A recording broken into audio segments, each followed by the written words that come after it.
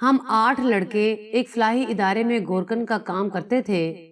وہاں لاوارث لوگوں کو دفن کیا جاتا تھا۔ ایک روز ایک عورت کی میت آئی، جو لڑکا بھی اس کی قبر کھودتا اس لڑکے کو سانپ ڈس لیتا۔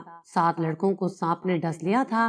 میں قبر کھودنے سے پہلے گھر گیا اور اپنی ماں کو سارا قصہ سنایا۔ میری ماں نے مجھے قرآن مجید کی ایک سورت بتائی اور کہا قبر کھودتے وقت تم اسے پڑھ لینا۔ میں نے جب وہ سورت پڑھی تو میرا دل پھٹ گیا، کیونکہ اس فوت شدہ عورت کی بہن میرے قدموں میں گر گئی۔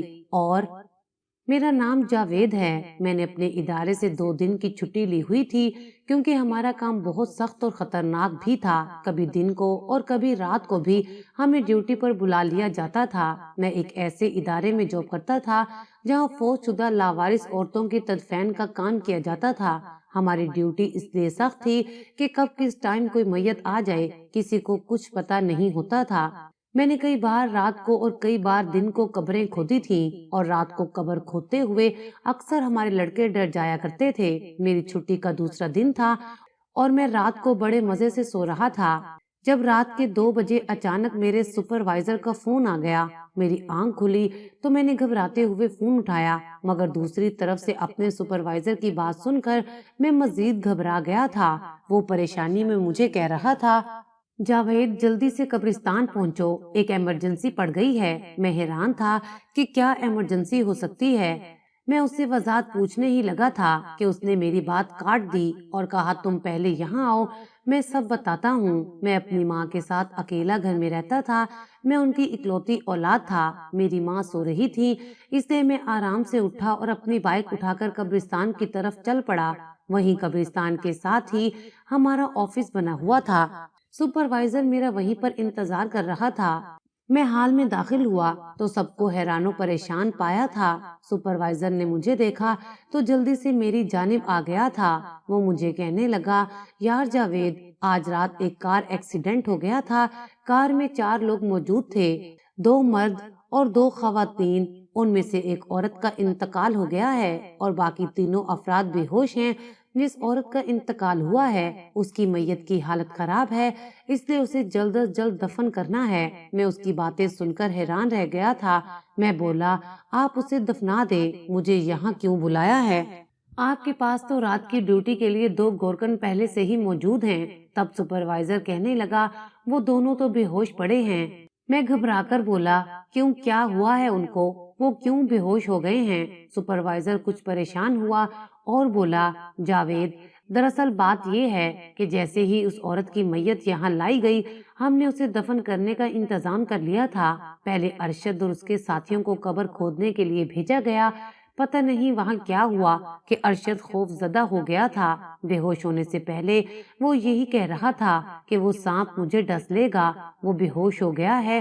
مجھے لگا شاید اس کی طبیعت خراب ہو گئی ہو، اس لیے میں نے قاسم کو یہ کام سونپ دیا۔ اس نے بھی جیسے ہی مٹی کھودی تب وہ بھی ڈر گیا اور کہنے لگا، میں یہ قبر نہیں کھودوں گا ورنہ سانپ مجھے ڈس لے گا۔ پھر میں نے باری باری سب لڑکوں کو بھیجا، مگر سب کے ساتھ یہی کچھ ہوا ہے۔ اس سب میں ہمارا کتنا وقت ضائع ہو چکا ہے اور میت کی حالت خراب ہے۔ اب تم جا کر قبر کھودو۔ میں ان چیزوں سے نہیں ڈرتا تھا، اس لیے میں نے اسباب میں سر ہلا دیا اور سپروائزر کی ہدایت کے مطابق کام کرنے کے لیے قبرستان چلا گیا تھا۔ وہاں جا کر دیکھا تو جگہ جگہ سے مٹی کھودنے کی کوشش کی گئی ہے۔ میں نے اللہ کا نام لیا اور قبر کھودنے لگا۔ اس سے پہلے کہ میں زمین کھودنے کا عمل شروع کرتا، میرا فون بجنے لگا تھا۔ میں نے جلدی سے اپنی جیب سے موبائل نکال لیا تھا۔ نمبر دیکھ کر مجھے حیرت ہوئی تھی، یہ میرے پڑوسی ندیم کا نمبر تھا۔ حیرت کی بات یہ تھی کہ وہ مجھے صبح کے 3 بجے کیوں کال کر رہا تھا۔ میں نے جلدی سے کال اٹینڈ کر لی اور بولا، کیا بات ہے؟ وہ بہت گھبرایا ہوا تھا۔ کہنے لگا، جاوید، تمہارے گھر میں بہت ہی خطرناک قسم کے ڈاکو داخل ہو چکے ہیں، تم اندر سے کمرے کو لاک کر لو۔ یہ بات سن کر مجھ پر قیامت بیت گئی تھی۔ میں بولا، میں تو گھر میں نہیں ہوں۔ وہ بھی گھبرا گیا اور کہنے لگا، جلد از جلد گھر واپس پہنچو، تب تک میں پولیس کو کال کر دیتا ہوں، وہ لوگ تمہاری ماں کو بھی نقصان پہنچا سکتے ہیں۔ یہ باتیں سن کر تو میں بہت زیادہ پریشان ہو گیا تھا۔ گھر میں فقط ہم 2 ہی لوگ تو رہتے تھے، میں اب یہاں تھا اور امی گھر میں اکیلی تھی۔ وہ تو بہت نازک دل کی مالک تھی، ایسے حالات میں وہ بہت جلدی گھبرا جایا کرتی تھی۔ میں نے سارا کام ویسے ہی چھوڑا اور اپنی بائک کی طرف میں نے دوڑ لگا دی تھی، اور ساتھ ہی میں نے سپروائزر کا نمبر بھی ملایا تھا۔ میں نے اسے کہا کہ ہمارے گھر میں ڈاکو گھس گئے ہیں، میں قبر نہیں کھود سکتا، میں گھر واپس جانا چاہتا ہوں۔ سپروائزر نے کہا اچھا تم چلے جاؤ، میں کسی اور لڑکے سے یہ کام کروا لوں گا۔ میں بہت جلدی اپنے گھر چلا گیا تھا۔ جب میں گھر پہنچا تو پولیس پہلے ہی وہاں پر موجود تھی، جبکہ وہ ڈاکو گھر سے بھاگ چکے تھے۔ میں گھر میں داخل ہوا تو پتہ چلا کہ وہ پولیس کی جلد آمد کی وجہ سے کوئی چیز لے کر نہیں جا سکے تھے۔ گھر میں داخل ہوا تو امی بیٹھی ہوئی تھی، ان کے چہرے کی رنگت بدل چکی تھی، وہ بے تحاشا گھبرائی ہوئی تھی۔ میں بولا امی آپ ٹھیک تو ہیں نا؟ امی نے نفی میں سر ہلایا اور بولی مجھے ڈاکٹر کے پاس لے چلو، میرا دم گھٹ رہا ہے۔ میری امی دل کی مریض تھی، میں جلدی سے ان کو ڈاکٹر کے پاس لے کر گیا تھا۔ ڈاکٹر نے ان کا چیک اپ کیا تو پتہ چلا کہ ان کا بلڈ پریشر بھی بڑھا ہوا ہے اور ہارٹ بیٹ بھی تیز ہوئی ہے۔ ڈاکٹر نے امی کو ہسپتال میں ایڈمٹ کر لیا تھا اور کہا کہ جب تک مریضہ کی صحت ٹھیک نہیں ہو جاتی ہم انہیں گھر جانے کی اجازت نہیں دے سکتے۔ میں یوں ہی ہسپتال میں مصروف رہا اور دوپہر کے 2 بج چکے تھے۔ جب امی کی طبیعت ٹھیک ہوئی تب ڈاکٹر نے انہیں ڈسچارج کر دیا۔ میں انہیں گھر واپس لے آیا تھا۔ میں نے امی سے کہا کہ اب آپ آرام کریں اور لیٹ جائیں۔ میں امی کے ساتھ بیٹھ کر باتیں کر رہا تھا جب میرے سپروائزر کی کال آ گئی تھی۔ میں تو یہی سمجھا کہ سپروائزر نے مجھ سے چوروں کے بارے میں دریافت کرنا ہوگا۔ میں نے اس کی کال اٹینڈ کی تو سپروائزر کی بڑی گھبرائی ہوئی آواز میرے کانوں میں گونجی تھی۔ وہ کہنے لگا یار جاوید تو ابھی تک واپس نہیں آیا۔ میں بولا کیوں، اب کیا ہو گیا ہے؟ تب سپروائزر کہنے لگا قبر کی کھدائی کرنی ہے اور تم نے مجھ سے کہا تھا کہ تم آ جاؤ گے۔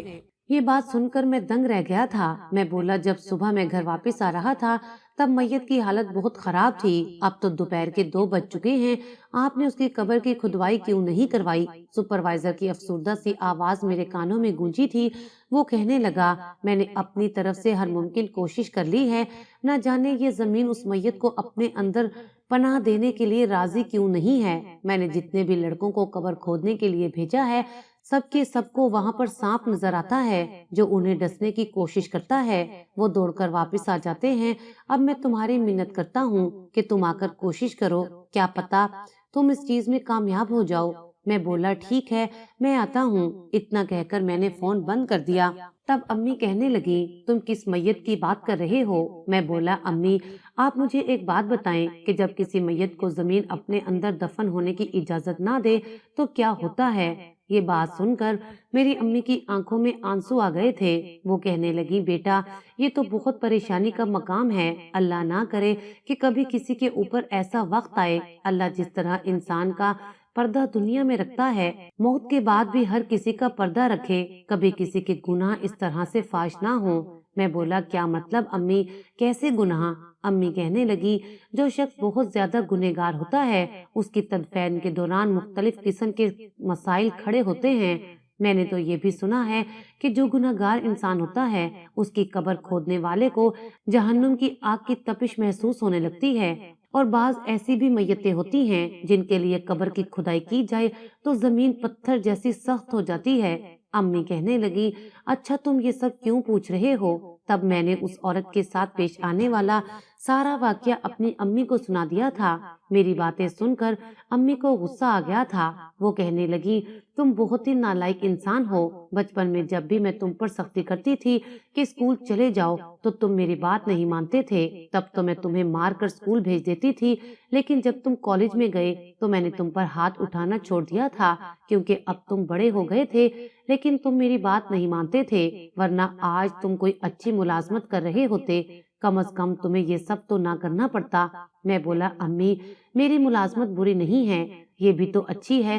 امی کہنے لگی ملازمت کوئی بھی بری نہیں ہوتی، لیکن تمہارا کام بہت سنگین ہے۔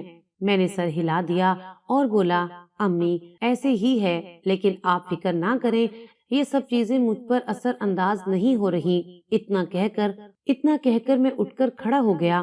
میں نے امی سے کہا کہ اپنا خیال رکھیے گا اور اس میت کی تدفین کے لیے دعا کیجیے گا جسے ہم دفنانے کی کوشش کر رہے ہیں۔ اتنا کہہ کر میں گھر سے باہر آ گیا تھا۔ امی کی باتیں میری ذہن میں گونج رہی تھیں۔ वो ठीक ही तो कह रही थी। रोज रोज ये मैयतें देखकर मेरी दोस्ती भी मौत से हो गई थी। अब मैं हर लम्हा अपनी मौत के लिए तैयार रहता था, क्योंकि मैं जान गया था कि लंबी लंबी आरजुएं इंसान अपने दिल में पाल तो लेता है, लेकिन उनको पूरा करने के लिए वक्त नहीं मिलता। जिंदगी बहुत जल्द खत्म हो जाती है, हर इंसान हाथ मलता रह जाता है। खैर, मैं वहां पहुंचा तो सुपरवाइजर कहने लगा, यार जावेद, तुम तो अपने घर जाकर छुप ही गए थे। मैं अभी तक उस मैयत को दफनाने की कोशिश कर रहा हूँ, मगर नाकाम हूँ। मैं बोला, ना जाने उस मैयत से ऐसा कौन सा गुनाह सरजद हुआ है कि जमीन ने अपनी आगोश में उसे कबूल करना भी गवारा नहीं किया। मेरी बात सुनकर सुपरवाइजर परेशान हो गया था। वो कहने लगा, ऐसी बात ना करो, अल्लाह से डरो। हर चीज का इल्म अल्लाह ताला के पास ही है, हम कुछ भी ऐसे नहीं कह सकते। मैंने फौरन अल्लाह ताला से माफी मांगी थी। फिर मैंने सुपरवाइजर से कहा कि अब हमें क्या करना चाहिए। उसने कहा कि तुम कब्रिस्तान जाकर कब्र कुशाई करो। जैसे ही कब्र बन जाएगी, मैं वहां पर मैयत लेकर पहुंच जाऊंगा। मैंने कहा कि ठीक है, मैं जाकर अपना काम शुरू करता हूँ। एक बार फिर से मैं कब्रिस्तान में मौजूद था। मेरे साथ दो लड़के भी आए थे। मैं अपना काम शुरू करने ही लगा था कि मेरे फोन की घंटी एक बार फिर से बज उठी थी। मैं घबरा गया था कि न जाने अब क्या हो गया है। मैंने जल्दी से फोन जेब से निकाला तो ये देखकर हैरान रह गया था कि सुपरवाइजर की कॉल आ रही थी। वो कहने लगा, तुम अभी कब्र मत खोदो, मैयत के लवाहिकीन को होश आ गया है। वो अब बताएंगे कि इस मैयत की कहाँ तदफीन करनी है। उनकी मर्जी के मुताबिक ये काम किया जाएगा। मैंने कहा ठीक है। मैंने फोन बंद कर दिया था और खुद गहरी सोच में गुम हो गया था कि आखिर ये क्या हो रहा है। कभी कह दिया जाता है कि कब्र खोदो, तो कभी कह दिया जाता है कि इस चीज की जरूरत नहीं है। रात 1 बजे की लाश सर्द खाने में पड़ी थी। मैं वापस इदारे में पहुंच चुका था। मेरी मुलाकात सुपरवाइजर से नहीं हुई थी, क्योंकि वो अस्पताल गया हुआ था। वो मैयत के लवाहिकीन से उनकी रजामंदी जानना चाहता था। मैं अपनी रोजमर्रा की ड्यूटी में मसरूफ हो चुका था। तकरीबन 1 घंटा गुजरा होगा जब मैंने सुपरवाइजर को आते हुए देखा था। मैं भागकर उसके पास गया था। मैंने उससे पूछा कि मैयत के लवाहिकीन ने क्या बताया है। सुपरवाइजर कहने लगा, मैयत की बहन बाजिद है कि वो अपनी बहन को इस्लामाबाद लेकर जाएगी। वो लोग इस्लामाबाद से थे और वहीं वापस जा रहे थे। हमने अस्पताल वालों से इजाजत मांगी तो उन्होंने साफ साफ कह दिया कि अगर तो हवाई जहाज के जरिए मैयत को ले जाने का इंतजाम हो जाएगा तो उसको ले जाने की इजाजत मिल जाएगी, नहीं तो उसे यहीं पर दफन करना पड़ेगा। उसकी बहन ने अब कह दिया है कि मैं चाहती हूँ कि मेरी बहन को यहीं पर दफनाया जाए। मैं बोला, ये तो बड़े मसले की बात हो गई है, अब फिर से हमें कब्र की खुदाई करनी पड़ेगी। सुपरवाइजर कहने लगा, इस बार मैयत की बहन और दूसरे लवाहिकीन भी हमारे साथ कब्रिस्तान जाएंगे, क्योंकि मैंने उन्हें बता दिया है कि कब्र खोदने में हमें मुश्किल पेश आ रही है। खैर, हम कब्रिस्तान पहुंच चुके थे। थोड़ी देर में मैयत और उसकी बहन को भी ले आया गया था। साथ दो लड़के भी थे। मुझे इल्म नहीं था कि ये लड़के मैयत के क्या लगते हैं। बहन का तो रो रो कर बुरा हाल हो गया था। सुपरवाइजर ने मेरी तरफ देखा और बोला, अपना काम शुरू करो। मैंने जमीन खोदने की कोशिश की, मगर जमीन पत्थर की बन चुकी थी। मुझे पहले ही इल्म था कि मुझे परेशानी का सामना तो करना ही पड़ेगा। मैंने वो जगह छोड़ दी और थोड़ी दूर से खुदाई करने लगा था। मैंने बड़ी हिम्मत की, मगर अब भी नाकाम रहा था। सुपरवाइजर मेरे पास आकर खड़ा हो गया। उसके चेहरे पर फिक्र के आसार नजर आ रहे थे।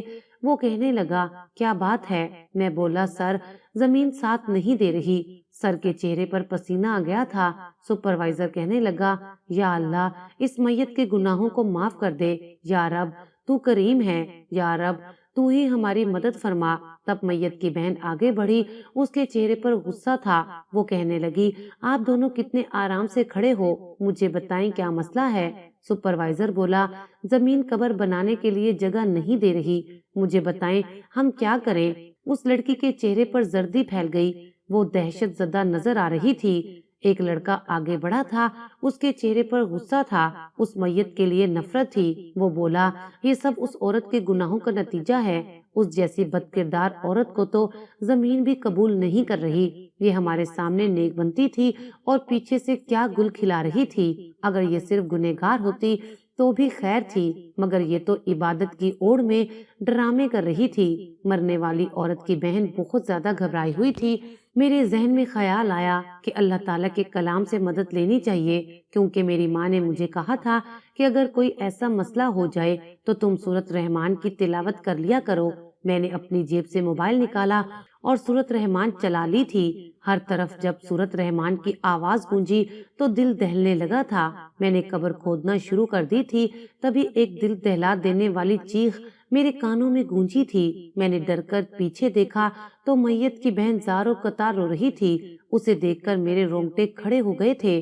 وہ کہنے لگی، میری بہن کلثوم، تم نے مر کر بہت بڑی مشکل کھڑی کر دی ہے۔ پوری دنیا جانتی ہے کہ بہنوں میں آپس میں بہت سے راز ہوتے ہیں۔ میں تمہاری زندگی کے ہر پہلو سے واقف ہوں۔ تم دنیا والوں کے لیے تو بہت نیک تھی، لیکن میرے لیے تو تم بالکل بھی اچھی نہیں تھی۔ میں تمہاری تنہائی سے واقف تھی۔ سپروائزر آگے بڑھا اور بولا، مہربانی فرما کر آپ میت کے پاس کھڑی ہو کر ان کی برائیاں مت کریں۔ تدفین کا عمل پہلے ہی بہت مشکل ہے، اس طرح میت کی روح کو تکلیف ہوگی۔ اس لڑکی نے نفی میں سر ہلایا اور بولی، یہ تب تک دفن نہیں ہوگی جب تک میں حقیقت نہ بتا دوں۔ میں مجبور ہو گئی ہوں۔ اللہ کے کلام نے مجھے مجبور کر دیا ہے کہ میں آج ہر بات کہہ دوں۔ میری بہن اصل میں بہت نیک تھی، ہر شخص اس سے بڑی محبت کرتا تھا۔ میں بھی یہی کوشش کیا کرتی تھی کہ اس جیسی بن جاؤں۔ میرا بھائی حمزہ بھی تو یہی کوشش کیا کرتا تھا۔ ہماری زندگی بہت اچھی گزر رہی تھی، مگر ہم پھر جوان ہو گئے۔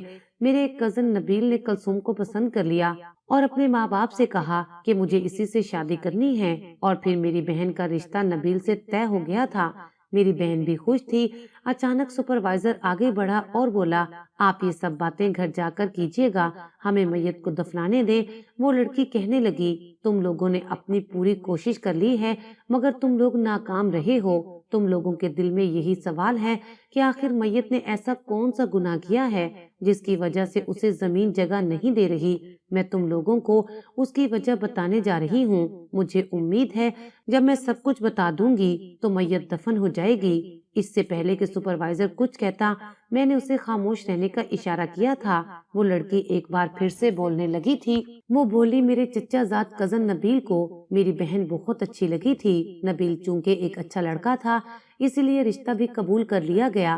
نبیل بہت خوش تھا، مگر ان دنوں میں نے اپنی بہن کو بھی بڑا مطمئن پایا تھا۔ وہ ہواؤں میں اڑتی تھی۔